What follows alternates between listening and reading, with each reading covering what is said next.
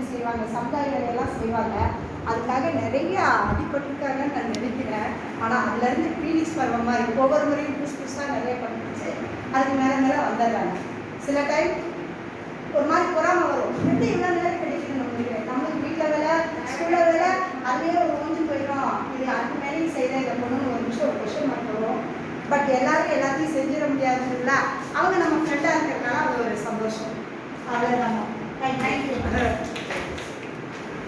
இதை பற்றி சொன்னோம். ஏற்கா வேண்டாமா?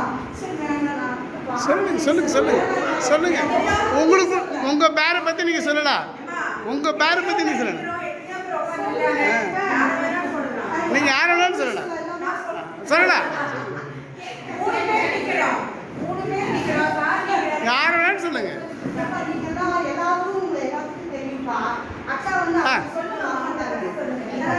சொல்லுங்க. கீதாக்காவும் நானும் ஒட்டுக்கா ஒரே ஸ்கூலில் படித்தோம், டெல்லி ஸ்கூலில். சூப்பர். அப்போ இருந்து இப்போ வரைக்கும் அவங்க எனக்கு ஆப்போசிட் பண்ணலாம். நான் எப்போ பார்த்து பேசிட்டே இருப்பா, அவங்க பேசிட்டே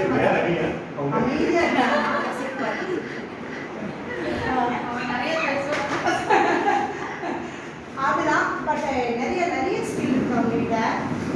எந்த வழியினாலும் பொறுமையாக செஞ்சு வச்சுருவாங்க. நம்மளுக்கு அவசரத்தில் அண்டாவது நம்மளுக்கு கை போகாது. ஆனால் அந்த பொருள் எல்லாம் பொறுமையாக செஞ்சு வச்சுருவோம். ஃபேமிலி ஃப்ரெண்டும் கூட ஏன்னா அவங்களுடைய தங்கச்சியோட ஒரு பங்கு எச்சா தான் பார்ப்பாங்க. அவங்க வீட்லேயே நாங்கள் இருந்து சாப்பிட்டு அவங்க அம்மாலாம் நல்லா பார்த்துப்பாங்க. வேறு என்னக்கா சொல்லலாம், அழகாக எழுதுவாங்க. ஆமாம். தேங்க்ஸ். தேங்க்யூ.